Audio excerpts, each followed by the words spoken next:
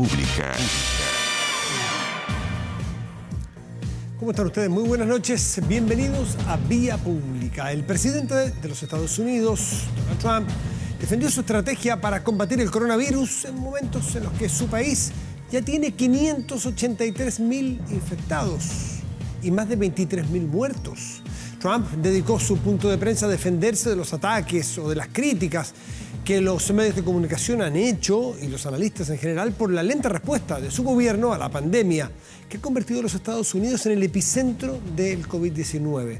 El mandatario ha señalado que el número de nuevos casos sigue estable y se ha referido a la polémica con el director del Centro de Enfermedades Infecciosas, Anthony Fauci, luego de haber retuiteado un post de alguien que pedía despedirlo. Dijo que ni se dio cuenta de que decía eso el tuit que retuiteó el presidente. Bueno, Fauci también aclaró las declaraciones que dio en una entrevista en CNN, en donde había señalado que se habría salvado más vidas si se hubiera actuado a tiempo, y ha señalado que solo respondió a una pregunta hipotética y que el presidente Trump siguió las recomendaciones. El estado de Nueva York, escuche esto, superó los 10.000 muertos por coronavirus. Solamente recordar que las Torres Gemelas produjo un poco más de 3.000 muertes, para que dimensionemos el golpe que ha sido para Nueva York. Bueno, 10.000 muertos después de que en el último día fallecieran 671 personas en ese lugar. De todas formas, se registró un descenso de las cifras diarias de víctimas fatales. Esa es la mirada positiva que tiene Trump y algunos otros, aunque la suma es horrorosa en Estados Unidos. Vamos a la pregunta del día y tiene que ver si estás de acuerdo o no con suspender el primer semestre del año escolar, si definitivamente, sí o no. Vamos a la mesa de conversación y ya está con nosotros el presidente de Renovación Nacional, el diputado Mario Desbordes. Mario, muy buenas noches, gracias por recibirnos. Buenas noches, Matías, gracias a ti. Bueno, Mario, la conversación, o queríamos tener esta conversación para analizar lo que a tu juicio ha sido la respuesta del gobierno, de las autoridades sanitarias en lo que va de pandemia. Bueno, en opinión nuestra, de los partidos de gobierno, se ha actuado bien, se ha actuado de manera gradual, de manera responsable. Yo creo que lo más fácil para el presidente de la República habría sido aceptar todas las peticiones que se le hacían de inmediato, que eran las más populares en redes sociales y en la ciudadanía probablemente, pero él ha tomado la decisión de ir atendiendo a lo que le han planteado los organismos internacionales como la OMS y sobre todo cuidando de que las medidas vayan de la mano, ¿cierto?, de la protección de la salud de las personas, y también hay gente que le incomoda, preocupado de lo que puede pasar después de la pandemia. Ya, pero en general las críticas que uno ve, por ejemplo, las críticas que yo las he escuchado mayoritariamente de personas opositoras que hablan de que el gobierno estaría en un escenario triunfalista. Ese es el término que más he escuchado yo, el triunfalismo, cuidado con el triunfalismo. ¿Ves triunfalismo en el ministro, en el presidente? No, en absoluto. Lo que yo veo del presidente, del ministro de Salud, de la subsecretaria Paula Daza es mucha cautela, mucha responsabilidad. Ellos están atentos a las cifras en el día a día, están tomando las medidas ahí donde se van necesitando en un país que no tiene recursos ilimitados y que hasta el minuto tiene números bastante razonables. Ahora, que uno diga que los números hasta ahora son razonables, con tasas de mortalidad del 1%, muy inferiores a lo que tienen otros países bastante más desarrollados que Chile, es constatar una realidad. Pero no podemos anticiparnos todavía cuál va a ser, ¿cierto?, la situación de Chile cuando tengamos el pic que se supone va a ser a finales de abril, la primera semana de mayo. Y el gobierno lo que está haciendo es tratar de anticipar escenarios con mucha responsabilidad, con mucha prudencia y cero triunfalismo. Yo he estado en reuniones con el presidente, con los ministros. En la mañana tuvimos comité político. Y yo lo que menos veo es triunfalismo, mucha responsabilidad, mucho escuchar a muchos actores y tomar decisiones pensando en el país completo. Yo te insisto, Matías, si el gobierno quisiera funcionar en torno a las encuestas, por ejemplo, habría tomado medidas mucho más drásticas, habría decretado cuarentenas nacionales, habría hecho tanta cosa que el Twitter y las redes sociales parecieran demandar. Pero el presidente ha optado por la cautela, la responsabilidad y pensar siempre en el panorama país completo. Y eso muchas veces no es lo más popular, pero hasta ahora ha demostrado ser lo más efectivo. Los alcaldes se han erigido como un bastión opositor, voy a decirlo entre comillas, opositor a estas medidas. Han tomado mayoritariamente, no todos, pero mayoritariamente uno podría decir, una posición más bien de la restricción a la circulación de las personas, más bien a la cuarentena total en algunos casos. Y el gobierno ha resistido ese embate, que es fuerte, que es amplio, que tiene unos buenos métodos de difusión. O sea, los alcaldes son buenos difusores, están presentes en los medios de comunicación. ¿Qué has visto tú en las reuniones del gobierno? ¿Cómo enfrenta esa situación? Escuchando a los alcaldes, yo creo que se les ha escuchado. Los alcaldes han tenido razón algunas veces y en otras veces, en otras oportunidades se han equivocado. Y yo creo que no debió haberse decretado la suspensión de clases esa semana de marzo, en donde los alcaldes presionaron mucho. El gobierno sabía que era necesario esperar un poco para poder realizar el proceso de vacunación contra la influenza a los menores de 10 años, a los chiquillos, hasta los niños hasta el 5º año básico. Haber esperado esa semana habría permitido que miles de niños que no están vacunados hoy día pudieran estarlo y habría evitado que los papás o algún adulto hubiera tenido que llevar uno por uno a cada niño, versus el tener a los niños en un lugar en donde un profesional de la salud habría podido vacunar a cientos de jóvenes. No se hizo. Yo creo que ahí muchos alcaldes se equivocaron, mucha autoridad política, porque no solo los alcaldes, también senadores, diputados hicieron peticiones en ese mismo sentido. El gobierno en general, después de eso, ha tomado decisiones en función de lo que le dicen los expertos, más allá de lo que plantean los alcaldes. Los alcaldes recogen el sentir de la ciudadanía. Yo creo que han hecho un muy buen trabajo. No hay duda que le ha tocado muy duro a alcaldes, y nombro a los más cercanos, ¿cierto? A Germán Codina, que ha tenido una labor extraordinaria en Puente Alto, una comuna con escasísimos recursos, con un nivel de hacinamiento enorme, con gente que ha debido lidiar con tener que ir a trabajar en condiciones bastante poco adecuadas, sin protección, etcétera. El alcalde de Santiago, Felipe Alessandri, etcétera. Yo creo que los alcaldes han hecho su pega para bien, han tenido aciertos, han cometido errores. Muchos alcaldes fueron los que presionaron para que no se postergara el pago del permiso de circulación. Los que advertíamos que se iban a provocar aglomeraciones porque eran de todos los años. Si no era ninguna novedad que iba a haber aglomeraciones, siempre han sucedido.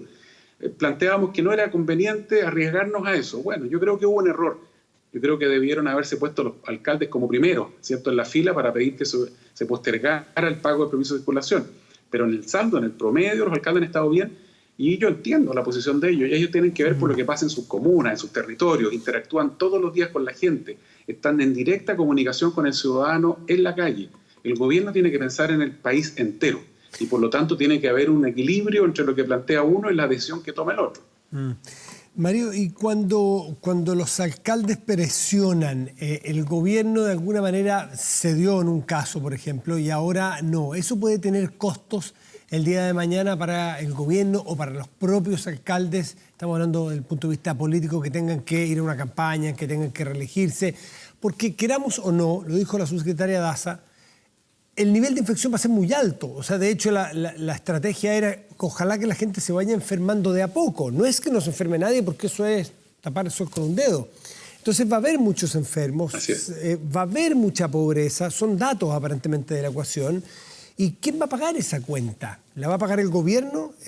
Aquí de derecha, en España de izquierda, o sea, no tiene color político esto, ¿no? En Argentina es que es peronista.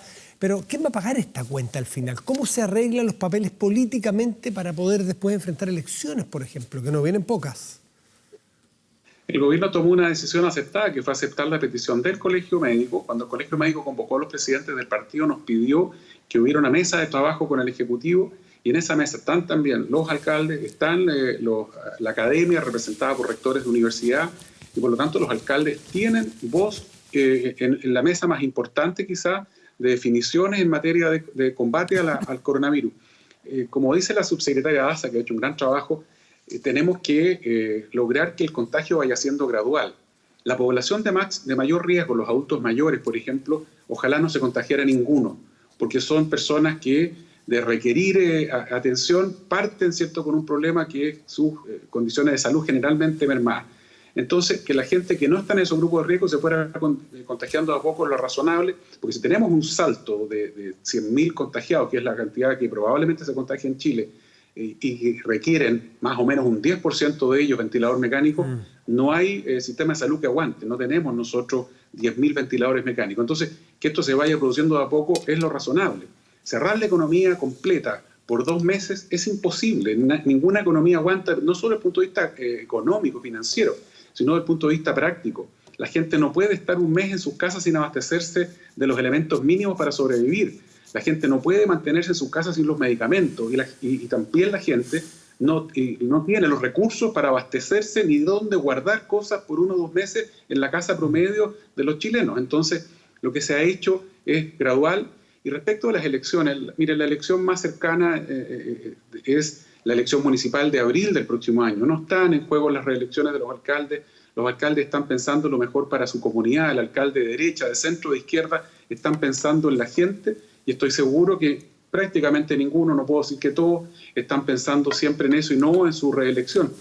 No me gustan esas frases que aluden a las elecciones, que han dicho por ahí desde el Ejecutivo, que creo que se equivocan y nos ayudan en mantener la relación que deberíamos mantener todas las autoridades. Mario, hablaste recién sobre el Colegio Médico, que forma parte de la Mesa Social COVID-19. Anoche estuvimos aquí en Estado Nacional a Ixchia Siches y ella hablaba no repitió el término oscurantismo que repitió hace un par de días en otra entrevista, me parece que en CNN, pero sí dijo que le hace falta mucha más información y que de esta forma no se puede seguir y que para mañana martes el ministro Blumel les habría prometido tener acceso a mucha más información para poder entender los criterios, por ejemplo, de la toma de decisiones. ¿Qué opinas al respecto? ¿Sientes que ha sido mezquino la autoridad sanitaria en la entrega de información, al menos a los otros expertos? No sé qué información están pidiendo ellos, pero en la mesa también está el expresidente del Colegio Médico, hay otras autoridades de salud, y no los he escuchado hacer la misma crítica. Es legítima la crítica que hace Ixchia Siches, ella tiene su punto de vista, la escuchamos con mucha atención.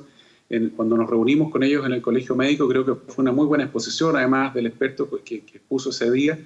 El gobierno está disponible para entregar información, pero obviamente quien conduce esto es el Ejecutivo, eso en cualquier país del mundo. Por eso uno espera una oposición constructiva y que no mantenga la actitud de trinchera, como lamentablemente hemos visto en algunos actores acá, y que los demás actores tengan todo el derecho del mundo a opinar, pero la decisión finalmente la toma el Ejecutivo. Eso no puede estar en discusión, porque aquí un cogobierno o muchas autoridades definiendo paralelamente distintas decisiones, tomando distintas decisiones, obviamente que no ayudan nada. ¿Hay oposiciones atrincheradas y oposiciones colaborativas en este caso? Sí, por supuesto. Uno ve las declaraciones de los sectores de la oposición que lo critican todo. Mire, el Frente Amplio, sectores del Partido Comunista, Partido Humanista, de la ex nueva mayoría también, no encuentran nada bueno, todo lo critican, todo está malo, todo lo harían distinto. Y en la mesa social hay exministros de su sector, hay autoridades que claramente no son de corte político como los rectores. Y yo la verdad que me cuesta entender, cada vez que ellos piden A, el Ministerio de Hacienda anuncia A más B y aún así lo encuentran poco. Todo es malo, todo es poco, todo el día es mejor. Yo creo que la gente está cansada también de eso. La ciudadanía lo que quiere es ver a todos los que estamos metidos aquí en política opinando. Muchas veces podemos disentir, no hay duda, pero esa actitud de encontrarlo todo malo, de rechazarlo todo, la verdad que es lo peor que podemos hacer en momentos como este. Nadie pide que nos transformemos en uno solo, que no haya diferencias políticas. No, claro. Pero yo he visto sectores de la oposición que encuentran todo malo, no reconocen nada. ¿Sectores mayoritarios? ¿Qué diría que es el promedio? Si te pregunto un extranjero, bueno, ¿y la oposición cómo se comporta? ¿También has visto oposición generosa o te cuesta más encontrarla? No, sí hay oposición generosa, no hay duda, o oposición que por último está dispuesto a darle una vuelta a los temas. Pero hay situaciones bien complicadas. A mí me cuesta entender la diferencia de lo que pasa en el Senado y lo que pasa en la Cámara de Diputados. Yo muchas veces había planteado la duda respecto a si era conveniente un Congreso unicameral, pero el nivel de inmadurez que uno ve, incluso el parlamentario ya mayorcito, en la Cámara de Diputados, donde están buscando sacar el provecho pequeño, en donde están buscando complicar lo que está haciendo el gobierno, versus los parlamentarios de los mismos partidos que en el Senado tienen una actitud distinta. La verdad que a mí me frustra un poco ese contraste. Yo creo que no es el minuto para estar aprovechando de sacar dividendos pequeños. No es el minuto. Después viene otra vez la época de la política. Yo espero, ojalá que seamos capaces de salir de esta crisis de salud, más la crisis social, con un país un poquito más generoso y tratar de ponernos de acuerdo en los grandes temas. Pero con todo, este es el minuto menos indicado para la actitud obstruccionista o la que niega todo. Hay analistas, Mario, que sostienen que el presidente Piñera, para este tipo de crisis, la que estamos pasando hoy, es probablemente la más indicada, donde tiene más ventajas comparativas, tiene más habilidades para este tipo de crisis, y mejor que la crisis que surgió después del 18 de octubre. ¿Cómo ha sido tu evaluación del presidente Piñera, del líder político Sebastián Piñera, en esa crisis y en esta crisis? ¿O lo ves similar? La crisis social es bastante más difícil de abordar. No hay un interlocutor, hay demandas múltiples, recursos escasos. Yo hubiera querido, muchas veces nuestro gobierno hizo otra cosa distinta y ahí lo apoyamos, y muchas veces que queríamos, se hizo. El tema es que esto es muy distinto a lo que estamos enfrentando hoy día. El presidente Piñera creo que ha conducido bien el país en la crisis social, lo creo sinceramente, y ahora en la crisis de salud no hay duda que ha sido determinante. Yo, si lo veo desde el egoísmo de mi coalición, sin Sebastián Piñera no habría Chile Vamos, no habría coalición de gobierno. Él logró mantenerla unida en momentos muy difíciles.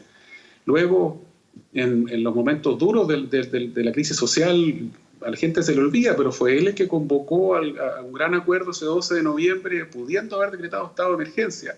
Esos son los minutos, los segundos en donde uno calibra la fibra del jefe de Estado. El presidente estuvo, no tengo duda, a la altura. ¿Tú no ves? Y ahora en esta crisis de salud demuestra su capacidad de conducción, no hay ninguna duda. Lo que pasa es que en este hay más de gestión, en lo otro hay más de política, y algunos dicen que tienen más talento en gestión que talento político. Tú ves a distintos líderes, al mismo presidente, pero con distintas capacidades de liderazgo, y no sabrías si alguna es mejor que la otra, si tiene un talento más sobresaliente que el otro.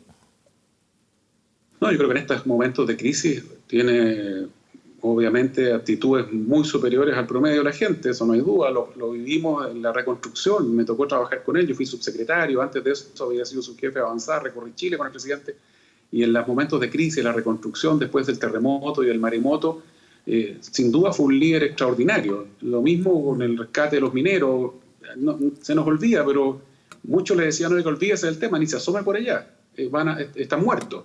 Y fue él el que tomó una decisión distinta. Hoy día, ante esta crisis de salud, el liderazgo del presidente Piñera, su capacidad de articular equipos, de conducir, su capacidad para reflexionar 4 o 5 cosas a la vez, es la que Chile necesita. Y la empatía, que también sostienen los analistas, que muchas veces le falla, las salidas de libreto. Lo de la Plaza Italia es el caso más típico, el más paradigmático del último tiempo, pero para atrás se han hecho libros con los Piñera y cosas. ¿Esas cosas terminan mellando su capacidad de liderazgo, a tu juicio, o son parte de la persona, del personaje y del carácter? Son parte de la anécdota al final del día. Nadie es monedita de oro para gustarle a todo el mundo.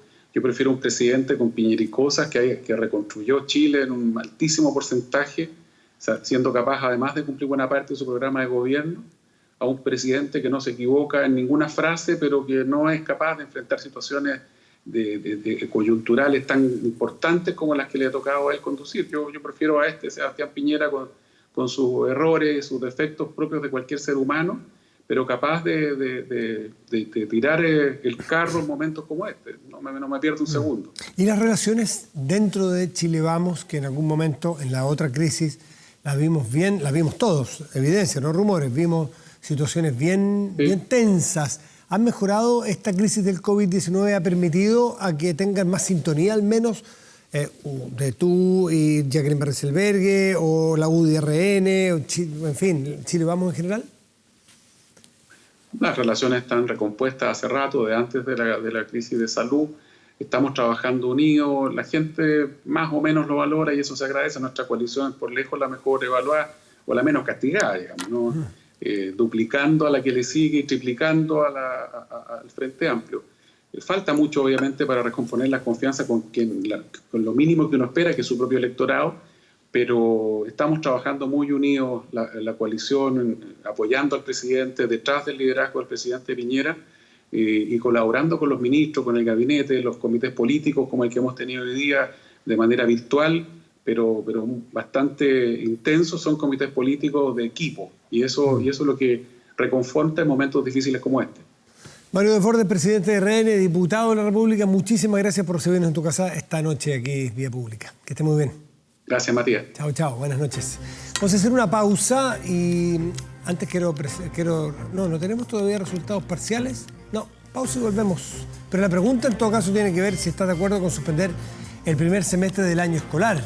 ¿Estás de acuerdo? Puedes entrar a nuestro fanpage y votar.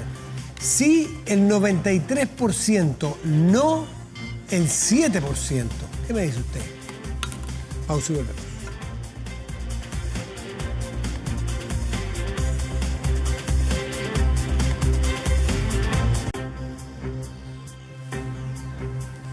Ya estamos de vuelta aquí en Vía Pública para seguir conversando, seguir buscando miradas, aristas, ángulos a lo que nos está sucediendo. Para eso queremos convidar a este estudio de manera virtual, naturalmente, a Peter Wild, que es antropólogo social y es justamente especialista en educación y psicología. Peter, muchísimas gracias por recibirnos. ¿Cómo estás? Hola Matías, bien, gracias. Y reciente, en la conversación que tuvimos de prueba antes del sonido y en fin, del audio, te planteaba que la idea es cómo aborda la antropología social este fenómeno que estamos viviendo, no desde de lo sanitario, porque no nos corresponde, quizás no es tu especialidad, pero algo tan inédito. Si hace 2 o 3 años tuvieran puesto en la escuela de antropología un modelo, un ejemplo, vamos a hacer un ejemplo y analizar qué les sucedería a una ciudad. Es difícil pensar, una ciudad entera que se tiene que quedar en su casa durante una semana, imposible. Y 2 semanas, no, imposible. Y 2 meses, y todo el país, y todo el mundo prácticamente. Entonces es absolutamente fuera de todo lo que uno pudo proyectar, ¿o no están así? Si me pregunta, claro, desde el contexto de la antropología no es tan raro, porque yo creo que una de las aristas fundamentales es poder como comprender de que somos parte de una historia. Y en ese sentido estamos aquí porque nuestros ancestros y nuestros antepasados han sido capaces de poder sobrellevar y sobreponerse a situaciones como esta y otras peores aún. Lo particular es que a nosotros no nos ha tocado nunca vivir una situación como esta. Y yo creo que eso es lo que repercute también en el nivel de impacto que tiene tanto a nivel social como a nivel precisamente individual. Estamos embullidos en una realidad y no tenemos ningún referente cómo hacerlo ni cómo vivirlo. ¿Y qué referentes similares podría traer al análisis en lo que le ha tocado a otras generaciones? Por ejemplo, no sé si es demasiado exagerado pensar que otras generaciones vivieron guerras, por ejemplo, que tienen otro alcance, porque es mucho más crudo, mucho más sangriento, es entre personas, no es contra un virus, es entre seres humanos, tiene un alcance bastante más dramático. ¿O no? ¿Hay diferencia a tu juicio? Yo creo que no hay diferencia, fíjate. Yo creo que la gran diferencia es que nosotros como humanidad hemos vivido los últimos años, que si tú lo piensas dentro del contexto de la historia, es muy chiquitito, donde hemos tenido como una época de vacas gordas, ¿no? Si lo miramos desde el punto de vista de lo que ha sido el desarrollo, lo que ha significado los avances tecnológicos, la calidad de vida. Por lo tanto, no tenemos una experiencia para poder contrastarla. Y además es a través de lo que podríamos hablar como una aldea global, es decir, esto es generalizado. Antiguamente, seguramente la crisis y las mismas pandemias que han habido, no es lo mismo en el caso de las guerras, que efectivamente de una u otra manera involucraban a todo el planeta directa e indirectamente, pero hoy día yo creo que repercute mucho en que estamos todos viviendo lo mismo y no tenemos la misma capacidad, eso es lo que voy, yo creo que no tenemos la misma capacidad de poder saber cómo pararnos frente a una situación. Lo que trato de decir es que yo creo que la historia de la humanidad, así como la historia de los individuos, está marcada por crisis. Claro. Y esa misma capacidad de poder ir aprendiendo a desarrollar el cómo vamos resolviéndola es lo que nos va permitiendo avanzar. O sea, sí, o sea, la frase o el cliché ese de que cada problema es una oportunidad, si tú lo miras en el largo de la historia, que le toca a los antropólogos estudiarlo, efectivamente se producen. ¿Este podría ser un momento de cambio en la humanidad, por ejemplo? Ese es el desafío. En el fondo ese es el desafío. Ese es el desafío, precisamente el que es una pregunta que se está haciendo mucha gente, de hecho. Vamos a volver después, vamos a tener una especie de catarsis social, ya sea a la chilena y cada país a su manera, o vamos a poder realmente rescatar aprendizajes que nos permitan poder replantearnos. ¿Ya? Yo creo que el tema central es ese. Si nosotros lo que hacemos es solamente intentar como soportar lo que estamos viviendo, efectivamente lo que vamos a hacer después es descargar toda la tensión que hemos acumulado. Pero si somos capaces de darnos cuenta que vivimos una época histórica que no solamente está circunscrita al tema de la pandemia, en el caso de Chile también estamos en una crisis que ha quedado entre paréntesis por un tema de lo urgente por lo importante, tenemos también el tema ecológico, es decir, son tantos los factores que si te fijas se van como acumulando, ¿no? Y la idea no es empezar a asumir de que nos llueve sobre mojado, sino que empezar también a darnos cuenta de que tal vez tenemos que replantearnos un poco el cómo estamos viviendo. ¿Y cómo conducir, Peter, el nuevo escenario que se nos va a presentar? Porque el escenario no es que a uno le llegue a la casa como un fascículo, digamos. Este es el mundo de aquí en adelante. Ahora vamos a tener que siga las instrucciones. Es aprenda, haga, equivóquese, ¿no es cierto? Entonces, necesita una conducción para que tenemos la posibilidad de que el ser humano reaccione de manera egoísta, es decir, ante un drama, ante un problema, quiero sobrevivir, me salvo yo primero, que podría ser un instinto humano, o el otro es decir, esto me pudo haber pasado quizás porque vivía de manera muy individualista y yo tengo que ser capaz de vivir de manera más colectiva, gregaria, colaborativa. Son las dos opciones, quizás hay más, pero las dos opciones que me vienen a la cabeza. ¿Cómo conducir un proceso de reinvención social? O sea, lo que pasa es que yo creo que precisamente eso, esto de la solidaridad, la empatía, la colaboración, nos parece como palabras nuevas, pero parece ser que para nuestra sociedad, para nuestra cultura moderna es nuevo. El ser humano ha logrado subsistir a lo largo de la historia precisamente porque ha incluido dentro de sus dinámicas sociales la colaboración, la empatía. ¿Te fijáis? Entonces, yo creo que en este momento lo que nosotros se nos propone es darnos cuenta de que si no somos capaces de poder empezar a incluir estos elementos, no solamente a nivel del discurso, a nivel teórico, sino que en la práctica de lo que significa el cómo nos relacionamos en este momento, por ejemplo, al interior, en este aislamiento social dentro de las casas, o cómo nos relacionamos y lo expandimos un poco más a lo que es el contexto inmediato de nuestros barrios, de nuestra comuna y de nuestro país, y vamos haciendo como una especie de efecto dominó, no hay una solución. No hay una solución, porque se acaba la pandemia y bueno, tenemos que ponernos de acuerdo porque nosotros como país estamos viviendo una crisis importante. Y si eso tú lo extiendes al nivel planetario, también. Entonces yo creo que estamos en un momento de cambio histórico. Estamos en un momento de cambio histórico. Sí, pero tú compartes el que también está la posibilidad de que un sector de la humanidad, una parte de la humanidad, dependiendo cada uno de su experiencia cercana o inmediata, tienda a cerrarse y no necesariamente abrirse, que tienda a pensar en la subsistencia porque el mundo está peligroso, el mundo está difícil, viene sequía. Es posible, pero ¿sabes? En fin.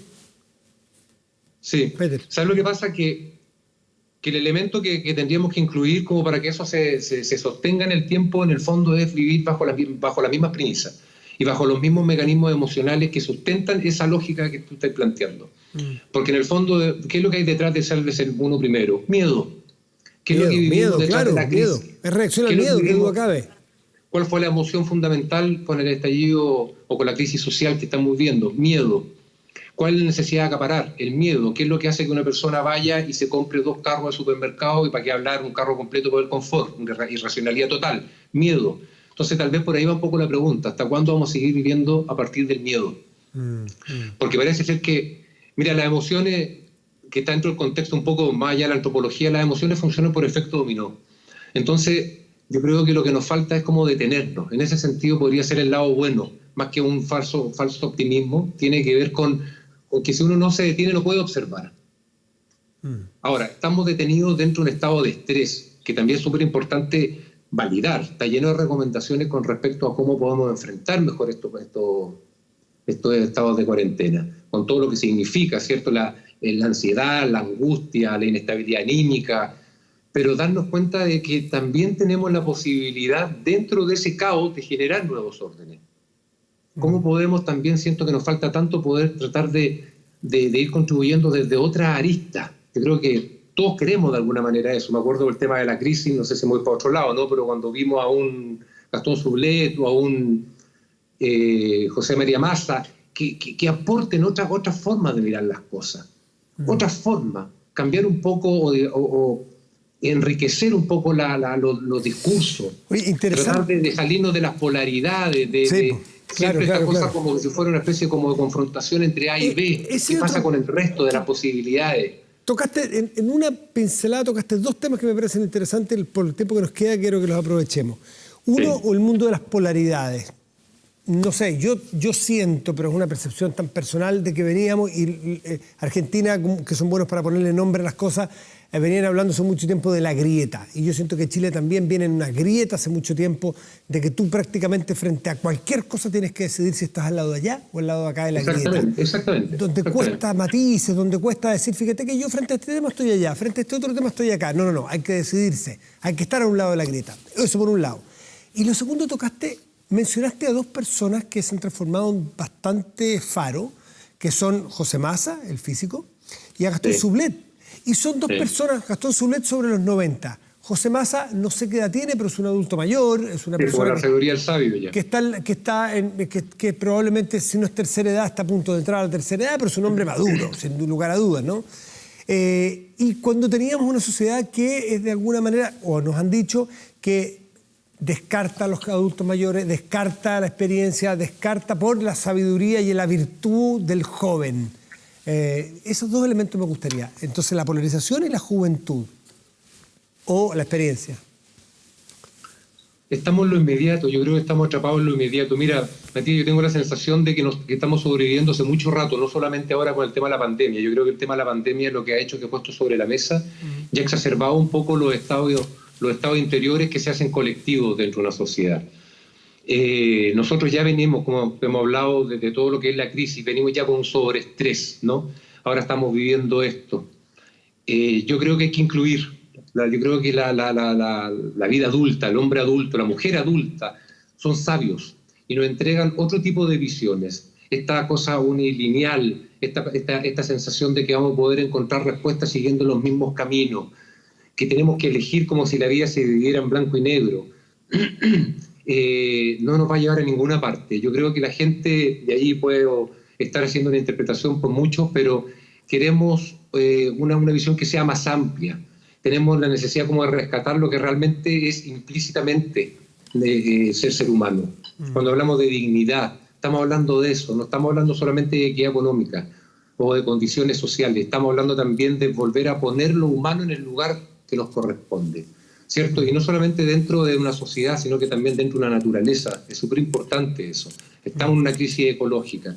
Yo creo que esta situación que estamos viviendo hoy día como planeta, pero específicamente como país, nos prepara para un cambio que se viene, un cambio que nos está dando la posibilidad de sí, pasarlo mal.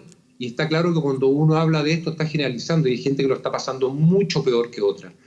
Pero como grupo, si abordamos la realidad como grupo, estamos en una posibilidad donde podemos abrir puertas, podemos abrir ventanas, podemos empezar como a hacer una reflexión con elementos nuevos. Claro, y los buenos no están necesariamente de aquí, los malos allá, sino que todos tenemos un poco de cada parte, todos somos bestias y somos... Yo creo que si los seres humanos somos realmente honestos, tendríamos que reconocer de que por mucho conocimiento que seamos capaces de desarrollar, sabemos muy poco y al final lo estamos intentando. Es un poco lo mismo que vemos ahora con el tema de la pandemia. En el fondo todos los días tenemos información nueva, ¿cierto?, que se va actualizando, pero no sabemos bien frente a lo que estamos. Entonces, ¿por qué nos cuesta tanto, por ejemplo, reconocer que no sabemos, reconocer que no podemos todo, reconocer que tal vez hemos tomado decisiones equivocadas y casi asumirlo como una cosa más como humana? No sé si me explico, es como humanizarnos en el fondo. Y respecto de esto, por último, Peter Bild, para no quitarte más tiempo, sobre este virtuosismo de la juventud versus el descarte de la tercera edad. No sé si tú estás de acuerdo con que eso ha ocurrido de alguna manera y es el momento donde empezamos a mirar y a valorar también, y en buena hora, la experiencia, los años, el carrete, las horas de vuelo, llámalo como sea, pusiste el caso de Massa y el caso de Sublet, que son dos tipos Absolutamente. respetados. Además que, de nuevo, yo creo que podemos volver. ¿Por qué no reemplazamos este concepto, ¿cierto? Y de estar como esta cosa dual, o que si estamos en una línea tenemos que entonces por oposición negar la otra, y pasamos más a una fase como de complementariedad. Yo creo que efectivamente los jóvenes tienen mucho que aportar, porque no están cargados tampoco con esa biografía, con ese pasado, y porque tienen una claridad, ¿cierto? Tienen una capacidad para poder ver lo nuevo. Pero también tenemos la sabiduría de que ha hecho un gran recorrido, y que estamos hablando además de personas que han profundizado en la vida misma, ¿no? Desde la filosofía, desde la biología, desde la célula hasta el universo, y los invitamos a participar para que nos enseñen, para que nos muestren, para que nos alumbren, para que nos acompañen. Yo creo que tiene que haber un contexto, una atmósfera que logremos crear como país que nos permita avanzar, porque yo creo que estamos aburridos un poco lo mismo, ¿no? Como de este dime qué te dirán, de la falta de líderes carismáticos que efectivamente logren tener coherencia, que logren tener convicción en lo que está diciendo, que no solamente sea un juego de ideas, de estrategias. Yo creo que por ahí va la salida. Por ahí va la mano. Sí. Peter Bill, antropólogo social, muchísimas gracias por esta conversación hasta ahora aquí en Vía Pública. Que estés muy bien. Un gusto. Tú también, Matías. Que gracias. te vaya muy bien. Chao, chao. Hacemos una pausa y ya volvemos en Vía Pública.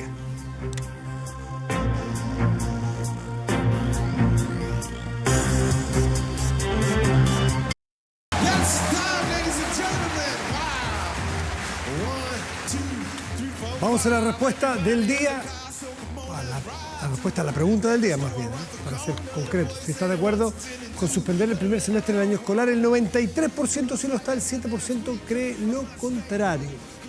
Vamos a nuestro portal de noticias24horas.cl, que está encabezado por la siguiente noticia. Tribunal Constitucional rechaza requerimiento de senadores de Chile Vamos en favor de reos de Punta Peuco. Tiene que ver con el veto del presidente de la República en esta materia. Así puede leer más detalles. Temperaturas en este momento. La región metropolitana tiene una temperatura, según el termómetro, en este momento de 11 grados. El cielo está despejado. Para mañana y pasado en esta región tendremos lo siguiente. Tendremos para mañana martes cielo parcial, máxima probable de 27 grados.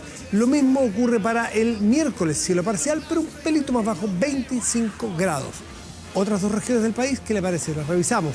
Aquí tenemos Panguipulli. Ya la otra vez tuvimos la conversación, estaba en el límite entre los ríos y los lagos, pero me recuerdo que terminamos que eran los ríos. Si me equivoqué, me disculpa. Región de los ríos, que me gustan las regiones por nombre más que por número. Me puedo equivocar, pero casi seguro que es región de los ríos. Despejado, 18 grados la máxima probable para mañana. Y tenemos Chañaral, región de Antofagasta, tendremos cielo parcial, máxima probable de 19 grados. ¿Alcanzaron a chequear adentro si quieren los ríos o los lagos? Ya, no importa, no hay problema. Lo dejamos para mañana, tranquilo, muchachos, si hay que dudar. Los ríos, muchas gracias. En la mesa adentro me dicen los ríos. Ya, está bien, vamos aprendiendo de geografía un poco. Bueno, un día como hoy, 13 de abril, pero de 1975 nació el cantante alemán Lou Bega, conocido principalmente por su versión de la canción del músico cubano Damaso Pérez Prado, Mambo número 5, que escuchamos hoy justamente. Con este tema latino que mezcla el jazz con el electropop, logró alcanzar el éxito mundial en el año 99, llegando al top 5 en Europa y también en los Estados Unidos. Aprovechando la fama, ese mismo año el artista editó su primer álbum. Llegó a lanzar 4 discos y desarrolló una carrera como showman. Mire. Clásico este. Ahí está pues. Bueno, con este tema clásico nos despedimos de Vía Pública. Los instamos a seguir cuarentenados, cuidándonos, separándonos socialmente. Aparentemente mañana tendremos, según adelantaron desde las autoridades sanitarias, anuncio de nuevas medidas, nuevas comunas donde podrían modificar su estatus de cuarentena o no cuarentena. Así que atentos para mañana y ojalá tengamos buenas cifras, que bajemos las cifras de contagiados, las cifras de personas muertas, las cifras de personas que están con ventilador o en estado crítico. Así es que mantengamos este veranito de San Juan chiquitito, no triunfalista, de que la cosa hasta ahora no se desmadre. Muy buenas noches y gracias por venir. 1, 2, 3, 4, 5. Everybody in the car, so come on, let's ride to the liquor store around the corner. The boy said he wants a 10 and 2, but I really don't want to. It was like I had last week. I must stay deep, cause love is cheap. I like Angela, Pamela, Sandra, and Rita, and